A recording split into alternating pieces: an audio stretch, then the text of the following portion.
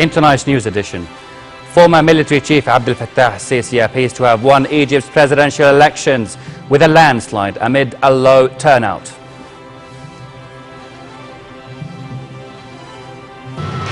The Palestinian president asks his prime minister to head a new national unity government.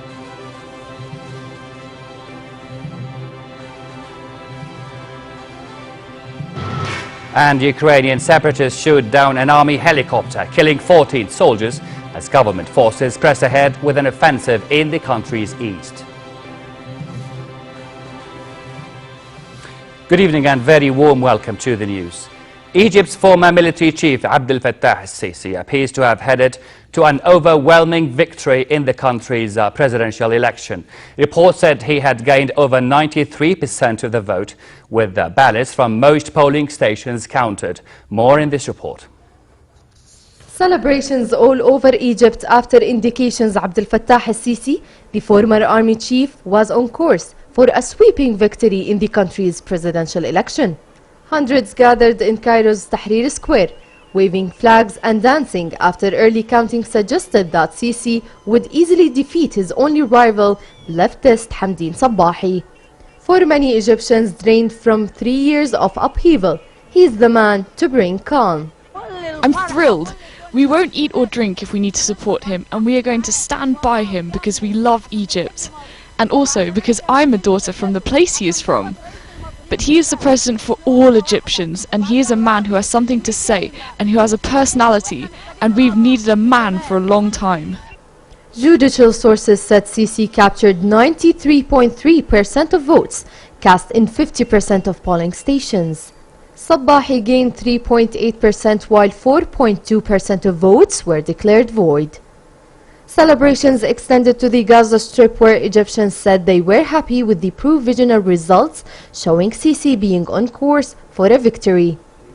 However, the elections were marred by boycotts that prompted a low turnout, with just about 64% of the 54 million voters casting ballots. This threatens to deprive Sisi of the strong mandate he needs to fix the economy and face down an Islamist insurgency. A European Union observer mission said the polls were free, but expressed concern about media bias that favored the candidate, who has apparently won a landslide. I have to say, as a man who went through many elections, that what I was able to observe were elections which were democratic, peaceful, which were free, but not necessarily always fair, because obviously one candidate had more means and more backing, especially through the press, than the other one. Born in Cairo in November 1954, Sisi graduated from an Egyptian military academy in 1977 with a diploma in military sciences. He continued to train in the UK Joint Services Command and Staff College in 1992 and received a master's degree at the US Army War College in Pennsylvania in 2006. Sisi served as a military attaché in Saudi Arabia during the post-President Hosni Mubarak's regime. He then became Chief of Staff to the commander of the Northern Military Zone. When the military council took power after the revolution, he was appointed as the head of military intelligence in February 2011. The stakes are high for Sisi in a country where street protests have helped topple 2 presidents in 3 years. Hiba Al-Atoum for the news at 10. Palestinian President Mahmoud Abbas has asked Prime Minister Rami Hamdallah to head a new national unity government. The new cabinet will bring together the feuding Hamas and Fatah factions. The announcement meets a 5-week deadline following the two groups' reconciliation pact on April the 23rd. But the two sides have yet to publish a list of ministers drawn from independent technocrats, suggesting that disagreements persist. This report has more. The two major Palestinian factions, Fatah and Hamas, finally agreed to agree. They jointly backed President Mahmoud Abbas' designation of Rami Hamdallah to form and head a unity government, a key step towards reconciliation between the former rival factions. This letter designates Dr. Rami Hamdallah to form a new transitional government. I wish him luck in this difficult task, which he will undertake. Israel suspended US-sponsored peace talks with the Palestinians in April after Abbas agreed the unity pact between his Fatah party and the Islamist Hamas. Israel has threatened Abbas's administration with financial sanctions if he pursues the deal. Sources close to the government talks say disputes remain primarily over the posts of foreign and interior ministers and may now be announced next week. Officials at a joint Hamas-Fatah news conference said they had mostly agreed to a list of names pending Abbas's final approval this week. Both Palestinian parties see benefits to a unity pact. In Gaza and the occupied West Bank, residents mostly praised the move. This Gaza resident says the Palestinian street is waiting and looking for the success of this government and for it to be announced quickly. Shifting his strategy after the peace talks collapsed last month, Abbas is seeking to shore up domestic support for his government.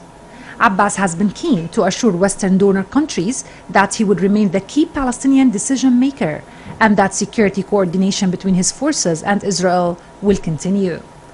In a meeting with Israeli President Shimon Peres in Jerusalem, Norwegian Foreign Minister Bård Brandt commended Peres and Abbas' positive response to an invitation by Pope Francis to pray for peace together in the Vatican. Brandt referred to the Oslo Peace Accords and pledged his country's support for a resumption of Palestinian-Israeli peace talks that collapsed last month. Things don't look at its best these days, but we will also contribute from Norway's side the best we can to get the talks resumed. I think both Israel and the Palestinians, it is in the two people's interest to create a two-state solution, and the people can live in peace with each other based on the important principles that you already developed back in '93 in Oslo. The official announcement of a unity government will bring Palestinians a substantial step closer to a final reconciliation between Fatah and Hamas, which set up separate governments in 2007. Hala Debabne for the news at 10. The World Health Organization said the besieged town of Douma, east of Damascus, has received the first shipment of medical and other aid in 1 year and a half. Elsewhere in war-torn Syria, lines of cars were seen fleeing the city of Idlib in the country's north. Locals said there was a statement telling the people in Idlib to leave the city by a deadline of today, and people were heading to the countryside. Some online media claim that roads leading to Idlib are going to be cut off in preparation for the country's presidential election. Other reports say the rebels are intending to attack the government-controlled area. Syria announced its presidential election for June the 3rd, preparing the ground for Bashar al-Assad to defy widespread opposition and win a third term in office. And in neighboring Iraq, the bloody violence persists as Iraqi politicians are trying to form the next government after the April 30th elections. Yesterday was a day of carnage when car bombings, suicide attacks and assassinations around the country claimed the lives of at least 54 people. In one attack in Baghdad's Shia district of Al Amin, a car bomb exploded in a busy main street near street vendors, killing 10 civilians and wounding 29 others. In the capital's Sadr city, a mini van pulled into a line of taxis and the driver abandoned the vehicle minutes before it exploded. 4 people were killed and 14 were wounded. And another 24 people died in other attacks across the capital, Baghdad, including 11 in a suicide car bombing at the checkpoint in the neighborhood of Kadmiyah. Incumbent Prime Minister Noor al-Maliki is set to assemble a new government after he won 94 seats in last month's elections, but protracted negotiations await him. And back here at home, the Ministry of Foreign Affairs and Expatriate Affairs has advised Jordanians not to travel to Libya due to the unrest gripping the country. The ministry, in a statement, urged Jordanians in Libya to leave the country as soon as possible. The Foreign Ministry also said it continues to check on the well-being of Jordanian students in various Ukrainian cities. Spokesperson Sabah al-Rafi said the ministry is in close contact with the students through its operations center, the Jordanian embassy in Moscow, and the cultural advisor in Ukraine. The ministry, she added, had secured the return of most of the students who have completed their studies. Rafi urged those Jordanians who are still in Ukraine to leave once they have completed their studies and asked them to stay in contact with the cultural advisor. She also urged the students to exercise extreme caution due to the political unrest in the country. In East Ukraine, pro-Russian separatists shot down a military helicopter, killing 14 people on board, including a general. It was one of the heaviest losses suffered by the Ukrainian army during 2 months of separatist unrest. Here's more. Preparing the coffins as the death toll mounts in Ukraine. After weeks of Kiev accusing Russia of involvement in the uprising, a rebel leader admits that some fighters who died in a fierce government offensive had been volunteers from Russia. I can only say that I hope Ukraine makes up its mind and will not bring its troops into the city, especially when the city is surrounded by the Ukrainian troops, which could be enough. If they want a war, it will be a slaughter from both sides. There are losses on all sides. Acting Ukrainian President Alexander Turchinov confirms that at least 14 Ukrainian soldiers were killed Thursday when pro-Russian separatists shot down an army helicopter. I have just received information from the area near Slavyansk that terrorists with Russian weapons have shot our helicopter carrying soldiers for rotation. 14 of our soldiers died, including General Kolchetsky. Ukraine's acting defense minister said they would press ahead and crush rebellions in the east. This following the election of a new president. But Russia's foreign minister Sergei Lavrov says the violence must stop. The matter can no longer be moved forward just by simple talks. Perhaps more efficient mediation efforts are needed to stop the violence, including, above all, the punitive operation, and to start dialogue with mutual respect. So far, few signs of resolution in the east, where pro-Russian separatists man checkpoints on the way to the airport, where 2 days of clashes left scores dead. And China vowed to continue the search for the missing Malaysia jetliner, which disappeared almost 3 months ago. Malaysia's Prime Minister Najib Razak is visiting China to mark 40 years of diplomatic ties and met with Chinese Premier Li Keqiang. Razak conveyed his condolences to the families of those on board flight MH370, which disappeared while en route to Beijing. 154 passengers on board the plane were Chinese nationals. Earlier in the day, Australia said officials remained confident the missing Malaysia jet is somewhere in southern Indian Ocean, despite searchers saying wreckage was not on the seabed in the area they had identified. The search was narrowed last month after a series of acoustic pings, thought to be from the plane's black box recorders, were heard near where analysis of satellite data put its last location, some 1,600 kilometers off the northwest coast of Australia. The Transport Safety Bureau has now advised that the search in the vicinity of the acoustic detections can be considered complete, and in its professional judgment, the area can now be discounted as the final resting place for MH370.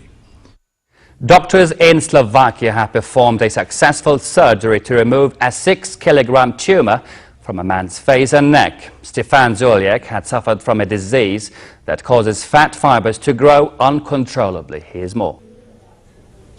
In our sports news, graffiti artists in Sao Paulo are using their art to express their rejection of their country's overspending in preparation for this year's World Cup.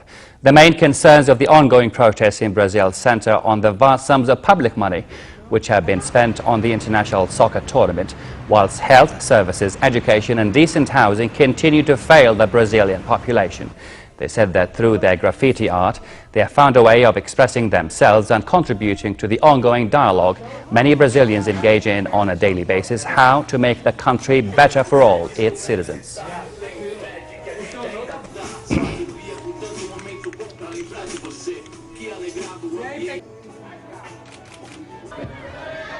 Cristiano Ronaldo, Fabio Coentrão and Pepe arrived in Óbidos to start their preparations for the World Cup. Fans were waiting outside the hotel to get the autograph of the major idol Cristiano Ronaldo. The three Real Madrid players were the last to arrive at Portugal's training camp after a recovery period from the Champions League final against Atletico Madrid. Real Madrid want to secure their 10th European Cup trophy. Portugal are in Group G with Germany, Ghana and the United States of America.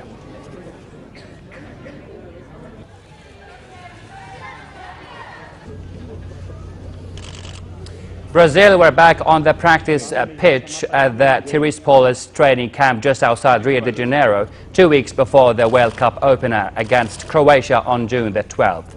The host nation is the runaway favourite to win a record 6th World Cup title. Brazil are in Group A and will also face Mexico and Cameroon in the group stage.